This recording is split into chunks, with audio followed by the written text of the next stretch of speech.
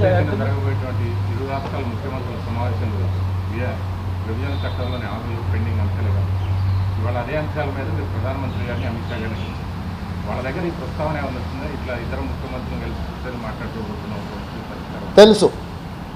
అమిత్ షా గారికి చెప్పిన 6 తారీఖు రోజు రాష్ట్ర విభజనకు తర్వాత రావలసిన మా రాష్ట్రానికి అన్ని విషయాల మీద 6 తారీఖు రోజు మేము ఒక మంచి వాతావరణంలో కూర్చొని చర్చించుకుంటున్నాం.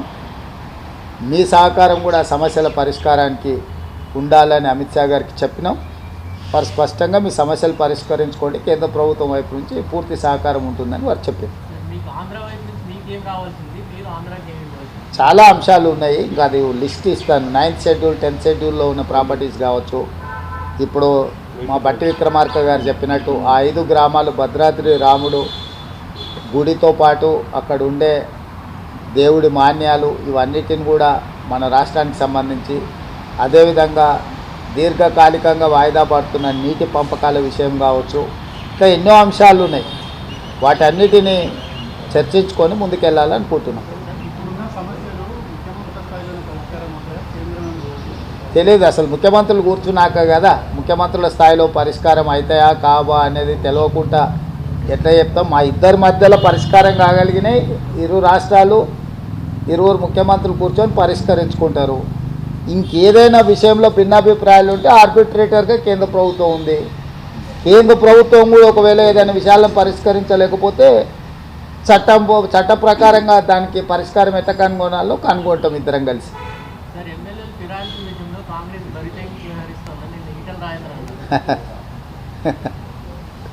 ఇక ఏం మాట్లాడతాం? 20 సంవత్సరాలు ఆయన ఎవరితో కలిసి తిరిగాడు, ఎవరితోనే అధికారం పంచుకున్నాడు. ఆయన కండువాలు కప్పేటప్పుడు ఎప్పుడైనా మాట్లాడిండా? పోనీ 11 రాష్ట్రాలల్లో భారతీయ జనతా పార్టీ ఎన్నికైన ప్రభుత్వాలను పడగొట్టింది. ఆ విషయమన్నా తెలుసా వారికి?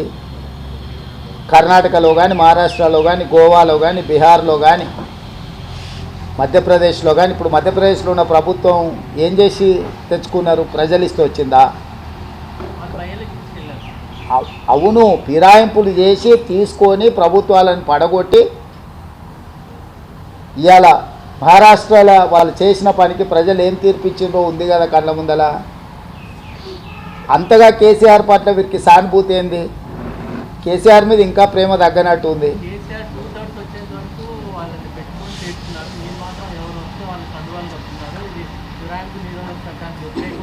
అని ఎవరంటారు? అదే అంటున్నా, ఆయనకి ఇంకా కేసీఆర్ మీద ప్రేమ తగ్గినట్టు లేదని అంటున్నా. వాళ్ళు ప్రేమించుకొని మాకేమో అభ్యంతరం. ఇప్పుడు ఇంకా వాళ్ళ నాయకుడు కేసీఆరే అనుకుంటున్నాడేమో ఆయన, నాకు తెలీదు.